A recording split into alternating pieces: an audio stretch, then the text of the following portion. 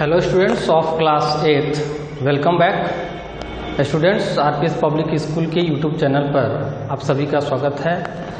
और स्टूडेंट्स, आज हिंदी की पाठ्यपुस्तक रोली हिंदी पाठ्यपुस्तक, इसमें पाठ 9 उद्बोधन, जो मैथिली शरण गुप्त जी के द्वारा लिखा गया है, इस कविता को आप लोग पढ़ोगे। स्टूडेंट्स, इस कविता में कवि ने पुरुषार्थ और प्रेम जैसे उच्च मूल्यों के साथ बदलते समय के नवीन ज्ञान विज्ञान को अपनाकर प्रगति पथ पर आगे बढ़ते रहने की प्रेरणा दी है।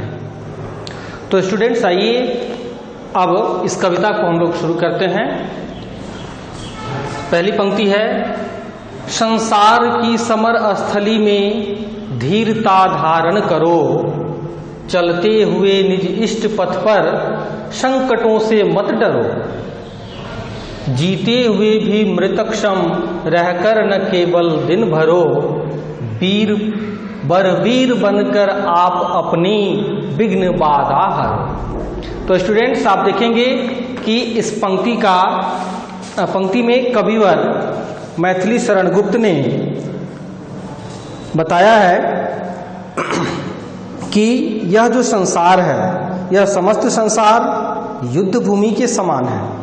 इसमें हमें धैर्य धारण करना चाहिए और अपने कर्तव्य पथ पर आगे बढ़ते रहना चाहिए। जीवन में आने वाले संकटों से हमें नहीं डरना चाहिए। चलते हुए निज इष्ट पथ पर संकटों से मत डरो।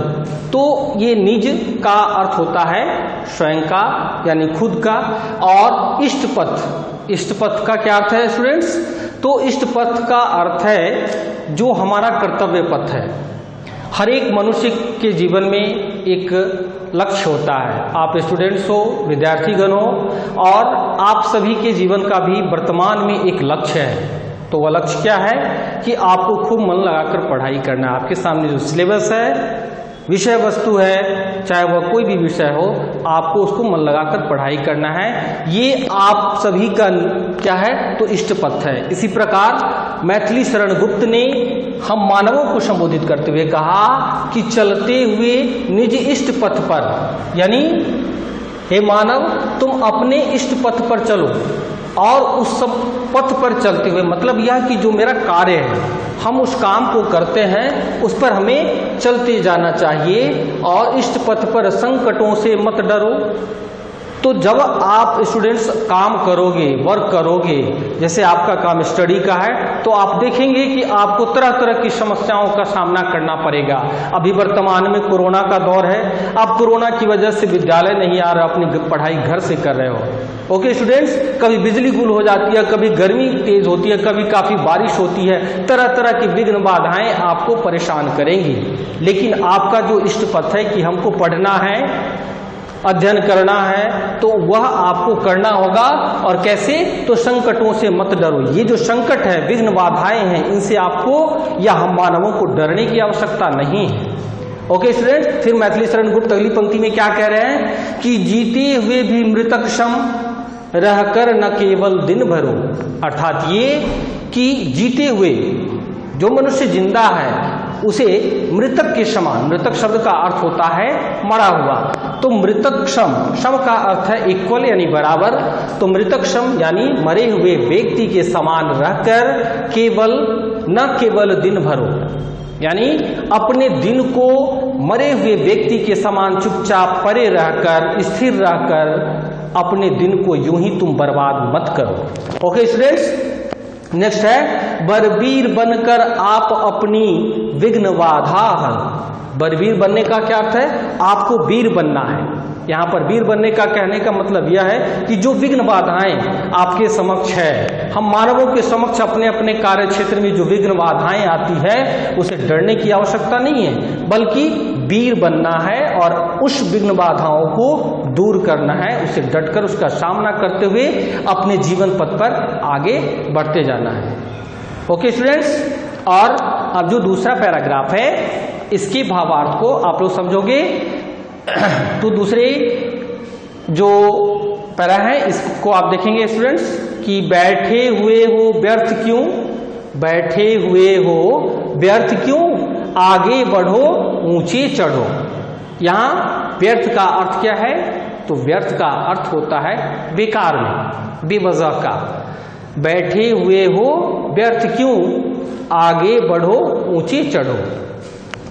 हे मानव, तुम कविवर मैथिली शरण गुप्त कह रहे हैं इन पंक्ति के माध्यम से कि हे मनुष्य, तुम क्यों व्यर्थ बैठे हुए हो, आगे बढ़ो ऊंचे चढ़ो। तुम जितना आगे बढ़ोगे अपने कर्तव्य पथ पर, अपने कार्य क्षेत्र में आप जितना आगे बढ़ोगे उतना ही आप ऊंचे चढ़ोगे। मतलब यह कि आपका जो लक्ष्य है, जो आपका कर्तव्य है, उस कर्तव्य को पूरा करने के लिए आपको आगे बढ़ना है। मतलब निरंतर आपको उस अभ्यास में लगा रहना पड़ेगा। और फिर क्या कह रहे हैं कि आगे बढ़ो ऊंचे चढ़ो। जो मनुष्य आगे बढ़ता है, निरंतर लगातार बढ़ता जाता है, वही मनुष्य क्या करता है? अपने जीवन में सफलता को प्राप्त करता है। ओके स्टूडेंट्स, नेक्स्ट है भाग्य की भावना, अब पाठ पौरुष का पढ़ो। तो भाग्य की जो भावना है यानी सोच है, बहुत से व्यक्ति क्या करते हैं? अपने भाग्य को कोसते हैं कि हमारे भाग्य में शायद ये नहीं है, हम ऐसा नहीं कर सकते, हम आगे नहीं बढ़ सकते। नहीं स्टूडेंट्स, आप ध्यान देंगे, कविवर मैथिली शरण गुप्त हम मानवों को, आप स्टूडेंट्स को भी संबोधित करते हुए कह रहे हैं कि है भाग्य की भावना, अब पाठ पौरुष का पढ़ो। पौरुष कहने का अर्थ है पुरुषत्व से, यानी पुरुषार्थ करने से, मेहनत करने से। पौरुष करना, पौरुष का अर्थ है मेहनत करना, यानी आप कठिन मेहनत करोगे। हम मनुष्य, हम मानव कठिन मेहनत करेंगे तो सफलता मिलेगी। भाग्य के भरोसे केवल बैठने मात्र से सफलता नहीं मिलती। सफलता कब हासिल होती है? सफलता हमें कब मिलती है? जब हम आगे जब हम पौरुष करते हैं, यानी पुरुषार्थ करते हैं, अपने कर्म क्षेत्र में कड़ी मेहनत करते हैं, तब हमें जीवन में सफलता मिलती है।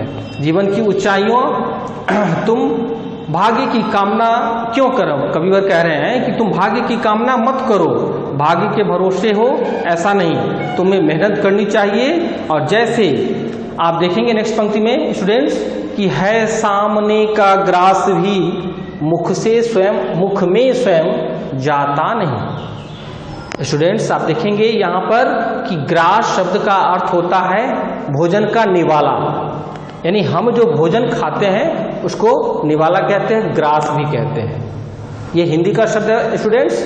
है सामने का ग्रास भी मुख में स्वयं जाता नहीं। स्वयं शब्द का अर्थ है खुद से। अगर स्टूडेंट्स आप देखेंगे कि जैसे अगर आपके सामने भोजन की थाली परोसी हुई हो, भोजन आपके समक्ष हो, तो क्या भोजन जो है खुद व खुद उठकर हमारे मुख में आएगा? कदापि नहीं आएगा, कभी नहीं। तो कविवर मैथिली शरण गुप्त ने कहा है कि है सामने का ग्रास भी मुख में स्वयं जाता नहीं। अगर सब कुछ आपके समक्ष रखा हुआ है, भोजन रखा हुआ है, फिर भी जब तक आप परिश्रम नहीं करोगे, मेहनत नहीं करोगे, तो सामने की थाली में जो भोजन रखा है वह भी आपके मुख तक नहीं जा पाएगा। ठीक है स्टूडेंट्स। और अब अगली पंक्ति में कह रहे हैं, हाँ, यहाँ विस्मयादि बोधक चिन्ह का प्रयोग किया गया है। हाँ, ध्यान उद्यम का तुम्हें तो कभी आता नहीं। मतलब इसका क्या अर्थ है? इस पंक्ति का अर्थ है, इस पंक्ति के माध्यम से कविवर ने कहा है कि जैसे हमारे सामने रखा भोजन खुद मुख में नहीं जाता है, उसी प्रकार हमें भाग्य के भरोसे बैठने मात्र से हमें सफलता नहीं मिलती। हाँ, ध्यान उद्यम का, उद्यम शब्द का अर्थ है परिश्रम या मेहनत। तो जिस व्यक्ति को अपने उद्यम का यानी परिश्रम का ध्यान नहीं आएगा, वह व्यक्ति जीवन में सफलता कैसे पाएगा? इसलिए कविवर मैथिली शरण गुप्त ने कहा है कि हमें व्यर्थ में अपने समय को बर्बाद नहीं करना चाहिए। तो क्या करना चाहिए? पुरुषार्थ करना चाहिए, अर्थात कड़ी मेहनत करेंगे, परिश्रम करेंगे, तो हमारा जो कर्तव्य पथ है उस पर चलते हुए, यानी आप जो काम कर रहे हो उस काम को निरंतर करते करते जो आपका लक्ष्य है कि आपको क्या करना है, क्या बनना है, आपका लक्ष्य वही है। हर मानव के जीवन में जो लक्ष्य होता है उस लक्ष्य की प्राप्ति के लिए कर्म करना पड़ता है। कविवर मैथिली शरण गुप्त ने इस कविता के माध्यम से हमें बताया। ओके स्टूडेंट्स, कविता काफ़ी थोड़ी लंबी है, इसलिए मैंने कविता को 2 भागों में बांट दिया है। ये आज का दोनों पैराग्राफ है और फिर इसके बाद की जो पंक्ति है वह मैं आपको नेक्स्ट वीडियो में बता रहा हूँ। Okay students, thank you all of you.